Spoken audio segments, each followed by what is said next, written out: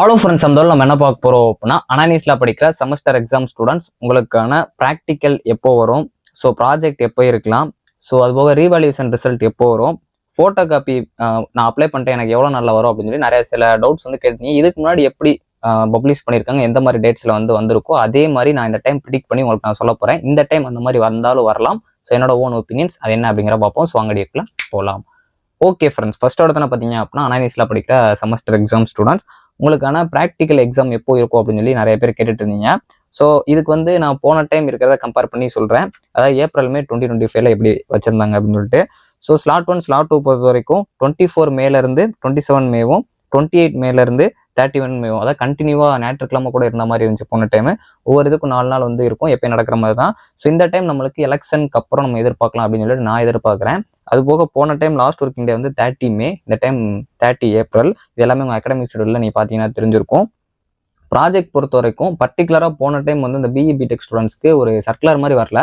Students கிட்ட கேட்குறப்போ வந்து அந்த லாஸ்ட் ஒர்க்கிங் டேக்கு முன்னாடி இருந்துச்சு அப்படிங்கிற மாதிரி சொல்லியிருந்தாங்க. ஸோ அதனால இந்த டைம் உங்களுக்கு இருந்துச்சு அப்படின்னா மேபி அந்த லாஸ்ட் ஒர்க்கிங் டே ஏப்ரல் 30க்கு முன்னாடி ஒரு வாரத்துக்கு முன்னாடி வைக்கலாம். பட் அந்த டைம் எலெக்ஷன் வேறு இருக்குது. ஸோ அதனால் இந்த டைம் என்ன பண்ண போகிறாங்க அப்படிங்கிறது தெரியல. ஆனால் கண்டிப்பாக அந்த எலெக்ஷன் முடிஞ்சதுக்கப்புறம் மேபி உங்களுக்கு கண்டக்ட் பண்ணுறதுக்கு சான்ஸ் இருக்குது. ஸோ இந்த ப்ராஜெக்ட் ரிசல்ட்ஸ் வந்து எப்போ பப்ளிஷ் பண்ணாங்க அப்படின்னா உங்களுக்கு June 25 போன டைம். இந்த டைம் நம்ம எக்ஸ்பெக்ட் பண்ணி இது வெயிட் பண்ணி பார்க்கலாம் எப்போ வரும் அப்படிங்கிறத நம்ம பார்த்துட்டு. ஸோ அதுக்கப்புறம் உங்களுக்கு செமஸ்டர் பொறுத்த வரைக்கும் போன டைம் 4 விதமாக, அதாவது June 2 ஸ்டார்ட் ஆச்சு. June 10, அதாவது வந்து ஒவ்வொரு ஸ்டூடெண்ட்ஸ்க்கும் ஒவ்வொரு செமஸ்டருக்கும் தனித்தனியாக வந்து ஸ்டார்ட் பண்ணாங்க. ஸோ இந்த டைம் May 6 அப்படிங்கிறது உங்கள் அகாடமிக் ஷெட்யூலில் இருக்குது, நம்ம வெயிட் பண்ணி பார்க்கலாம். ஸோ இது போக நிறைய ஸ்டூடெண்ட்ஸ் கேட்டது, இப்போ நான் ஃபோட்டோ காப்பி அப்ளை பண்ணிட்டேன் எனக்கு எப்போ என் கையில் வரும்னு சொல்லியும் கேட்டுட்டு இருந்தாங்க. மோஸ்ட்லி நீங்கள் உங்கள் காலேஜ்லேருந்து அப்ளை பண்ணிட்டீங்கன்னா அதுலேருந்து ஒரு 1 வீக்லேருந்து 10 டேஸ்க்குள்ளே உங்கள் கைக்கு அந்த ஃபோட்டோ காப்பி ரிசீவ் ஆயிரும். ஸோ அதுக்கப்புறம் நீங்கள் ரீவால்யூஷன் பண்ணுற மாதிரி இருக்கும். இந்த ஃபோட்டோ காப்பிக்கு நீங்கள் 300 பே பண்ணுற மாதிரி இருக்கும். ரீவால்யூஷன் அடுத்து பண்ண போறீங்க அப்படின்னா அது 400 பே பண்ணுற மாதிரி இருக்கும். அதுக்கு தனியாக உங்களுக்கு மறுபடியும் வந்து ஒரு டேட் வந்து விடுவாங்க. இப்போ நான் ஒரு 4 வருஷமா எப்படி வந்து அந்த ரீவால்யூஷன் ரிசல்ட்ஸ் பப்ளிஷ் பண்ணியிருக்காங்க, எவ்வளோ நாள்லேருந்து பப்ளிஷ் பண்ணியிருக்காங்கன்னு சொல்லிட்டு நான் ஒரு ரெக்கார்டு கொண்டு வந்திருக்கேன். இதுவுமே நான் ப்ரீவியஸ் இயர் கம்பேர் பண்ணி தான் சொல்கிறேன். இது என்னோட ஒப்பீனியன் தான். இந்த டைம் நம்ம எப்படி எக்ஸ்பெக்ட் பண்ணலாம் அப்படிங்கிறத சொல்கிறேன். இதில் கண்டிப்பாக வருங்கிறது கிடையாது, ஆனால் நம்ம எக்ஸ்பெக்ட் பண்ணலாம். ஸோ ஃபர்ஸ்ட் பார்த்தீங்க அப்படின்னா ஏப்ரல் மே 2022, அதுக்கு முன்னாடி நவம்பர் டிசம்பர் 2021 இருந்துச்சு. அதில் டேட் வந்து எனக்கு கரெக்டாக தெரில.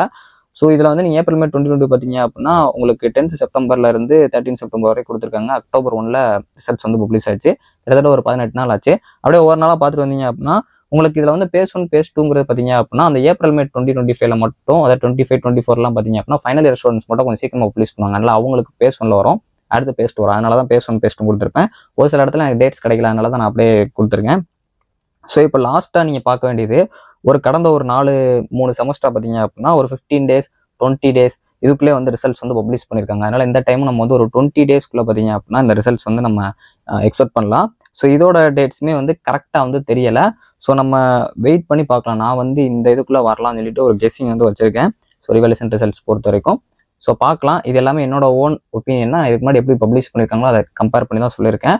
இப்போ உங்களுக்கு டவுட்ஸ் வந்து கிளாரிஃபை இருக்கும்னு நினைக்கிறேன். நீங்கள் கேட்ட எல்லா டவுட்ஸ்க்குமே உங்களுக்கு ஓரளவு ஒரு கிளாரிஃபிகேஷன் கிடைச்சிருக்கும்னு நினைக்கிறேன். இந்த வீடியோ பிடிச்சிருந்துச்சு அப்படின்னா கண்டிப்பாக லைக் அண்ட் சப்ஸ்கிரைப் பண்ணுங்க. தேங்க்ஸ் ஃபார் வாட்சிங்.